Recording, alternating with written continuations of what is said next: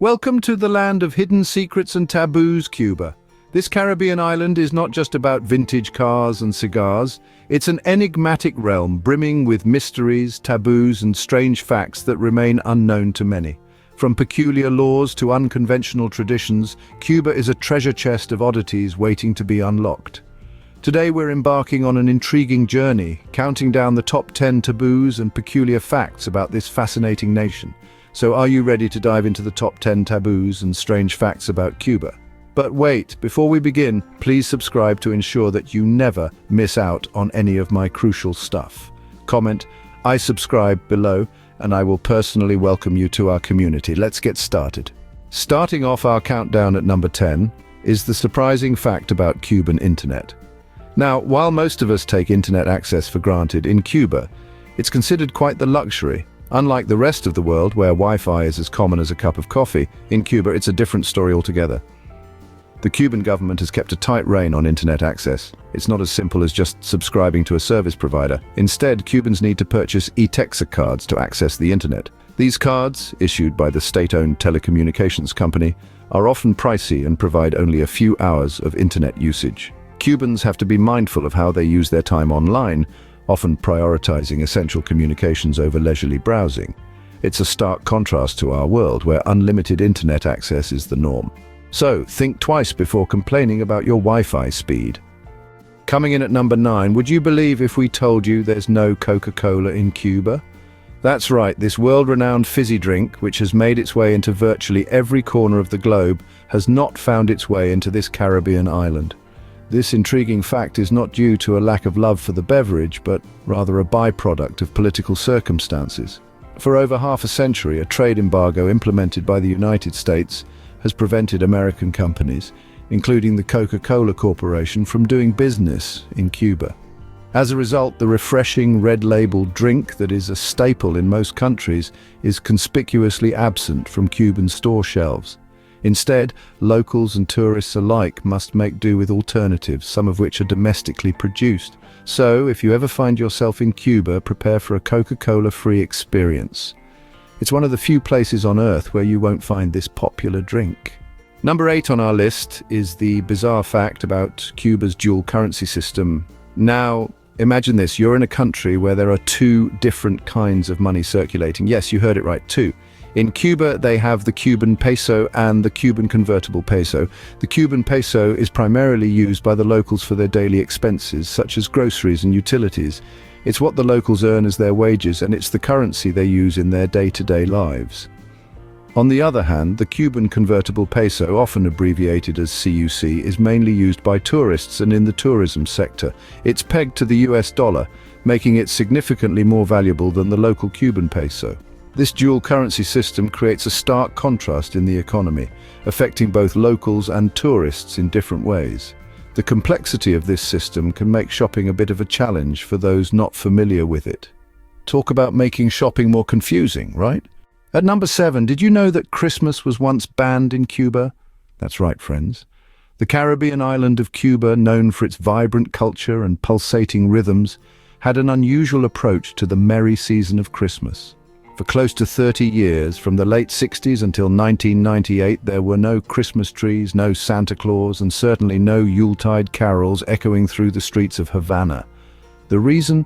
It was not a Grinch-like disdain for festive cheer, but rather a practical consideration.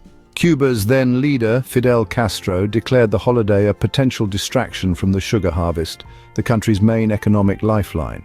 Christmas was seen as a hurdle in the path of productivity and was thus sidelined. In 1998, the ban was finally lifted thanks to a visit from Pope John Paul II. Today, Cubans celebrate Christmas with as much gusto as anyone else. But the memory of those silent Decembers remains. Christmas, no more a festive season, but a rebel in Cuba's past. Number 6 is a strange fact that Cuba has no public advertisements. Yes, you heard that right. In this Caribbean nation, the hustle and bustle of commercial advertising we're used to seeing is notably absent. No billboards promoting the latest gadgets, no posters for blockbuster movies, and certainly no neon signs for fast food chains. Now, this doesn't mean the streets are devoid of visual stimuli. Quite the contrary. Instead of commercial advertisements, what you'll find are billboards and murals filled with political messages and revolutionary propaganda.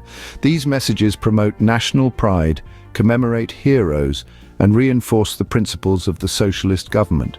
It's a stark contrast to the advertisement-saturated landscapes we're accustomed to in many parts of the world.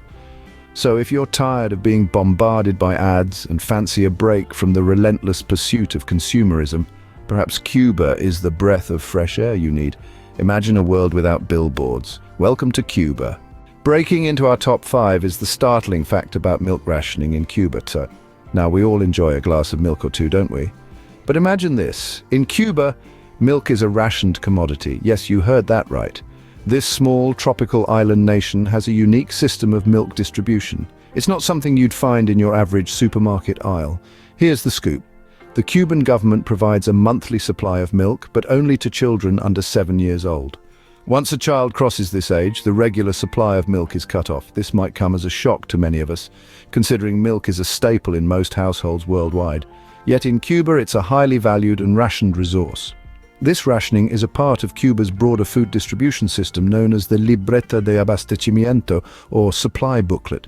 It's a stark reminder of the nation's complex socio-economic landscape. Milk, a simple luxury that is rationed in Cuba. Before we continue, can I beg a little favor?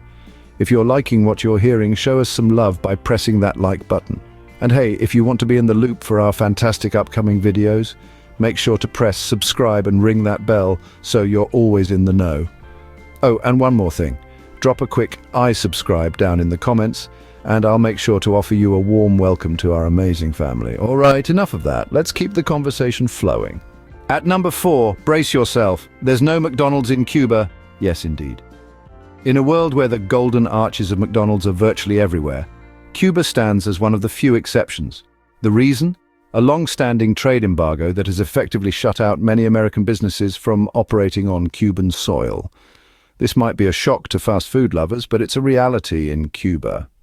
But don't be too quick to despair. Cuba is not devoid of fast food. The country has its own state-run fast food outlets, offering a unique culinary experience that nods to Cuban culture and tradition.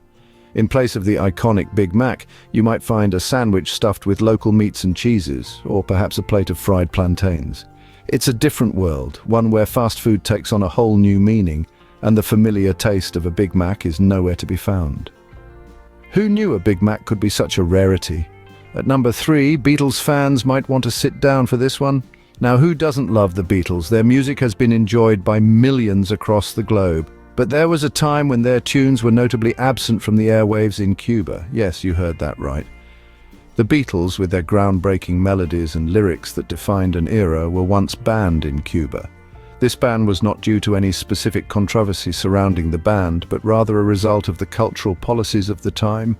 The government, fearing the influence of Western culture, decided to impose a ban on all music that originated from the United States and United Kingdom. This included the Beatles, arguably the biggest band of the time. The ban was eventually lifted, and today you can hear their timeless classics playing across the island. But for a while, the Cuban people lived in a world where the Beatles did not exist. Just imagine, a world without Hey Jude. Coming in at number 2, harming turtles is a big no-no in Cuba. Now you might be wondering, why turtles? Well, these slow-moving creatures are highly respected and protected in Cuba. It's not just about their cute shell-clad appearances, but also their significant role in the ecosystem. Cuba is home to a variety of turtle species, some of which are endangered. The country has strict laws against harming these fascinating creatures. Anyone found guilty of violating these laws can face severe penalties, including hefty fines or even imprisonment. However, it's not just about punishment. The Cuban people understand the importance of preserving their rich biodiversity. The turtles, in their own slow and steady way, contribute to maintaining the balance of nature. They control jellyfish populations, promote healthy seagrass beds and coral reefs, and even influence fish distribution. So next time you see a turtle, remember they're not just slow-moving reptiles. In Cuba, turtles are more than just slow-moving reptiles. And finally, the most shocking fact about Cuba: it's the most educated country in the world. Yes, you heard it right, this small tropical island, known for its cigars and salsa, is also a global leader in terms of education. Cuba boasts an impressive literacy rate of nearly 100%, which is higher than many developed countries, including the United States and the United Kingdom. What's the secret to their success?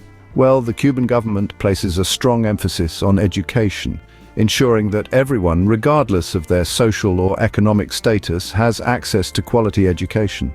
From a young age, Cubans are encouraged to pursue knowledge and learning, and the result is a highly educated population.